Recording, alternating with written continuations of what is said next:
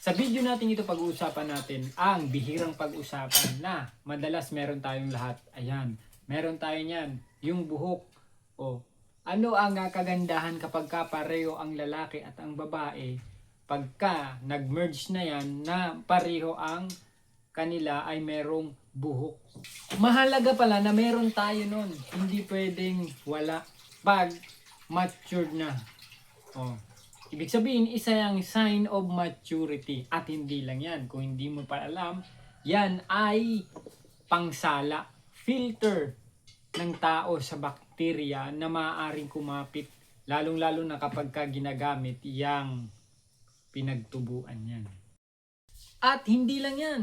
Lalo na kapag ginagawa nyo na, nagdadagdag siya ng init, sensation, parang negative positive na pagka nagdikit ay sa yun, ganun mismo.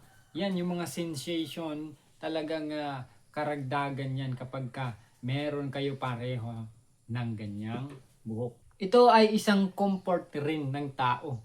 Komportable na meron ito para hindi siya ganun, lalo-lalo na pag ginagamit ay magasgas ng sobra. Isa rin itong moisturizer ng moisturizer din ito. Kung hindi mo ito masyado pinapansin at hindi naman talaga ito itinuturo, mas matagal na ang tao noon ay walang ahit. Ngayon lang ang tao nasanay sa ganyan. Ibig sabihin, simula pa noon, marami na at mabuhok talaga ang bundok. Kaya ang tanong, dapat ba talagang linisin, tanggalin yung damo? Ngayon, ang sagot dyan, it's a choice. Choice nyong dalawa yan kung anong gusto nyo. Depende. Pwede naman kung gusto.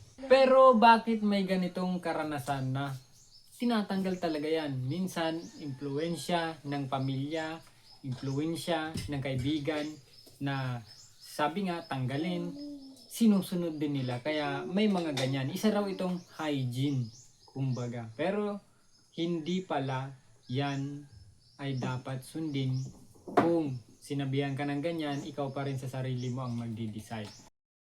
Ngayon, kung nagustuhan mo ang video natin patungkol sa mga bagay na yan, lalo-lalo na dito lang natin yan na pag-uusapan, maaari mong i-subscribe ang channel natin at marami pa tayong topic na tayo lang ang makakakita at makakarinig. Sigurado maraming kaalaman ang malalaman natin. Pahit na rin ng notification bell para lagi kang updated sa ating mga latest video.